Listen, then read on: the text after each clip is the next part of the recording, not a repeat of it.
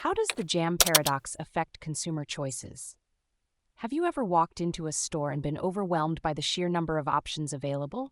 This is exactly what the jam paradox is all about. So let's break it down and see how it affects consumer choices.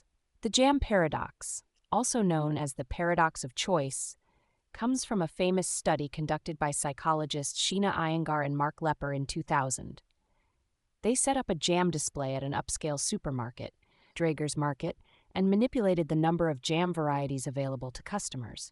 On some days, they displayed 24 different types of gourmet jam, and on other days, they offered just 6 varieties. Here's what they found. When there were 24 jams, about 60% of customers stopped to taste the jams, but only 3% actually made a purchase.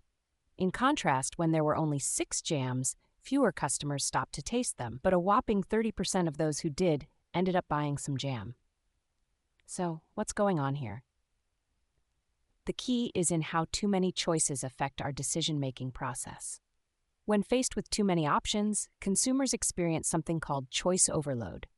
This means that the more choices you have, the more time and effort you need to put into making a decision. This can be overwhelming and often leads to decision fatigue. Imagine you're at a store and you see 24 different types of jam.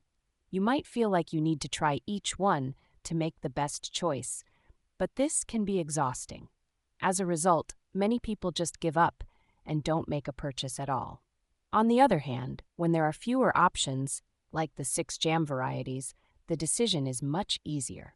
You don't have to spend as much time comparing and evaluating, so you're more likely to make a purchase. This phenomenon isn't limited to jam. It applies to many other consumer choices as well.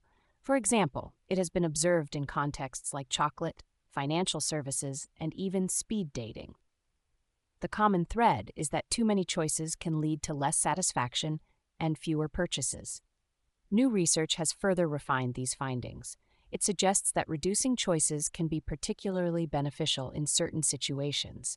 When people want to make quick and easy decisions, when the decision is complex or important, when the options are hard to compare, or when customers are unsure about their preferences. In essence, the jam paradox shows us that sometimes less is indeed more. By limiting the number of choices, businesses can actually increase sales and customer satisfaction. So the next time you're shopping and feel overwhelmed by too many options, remember the jam study. Fewer choices might just make your decision easier and more satisfying.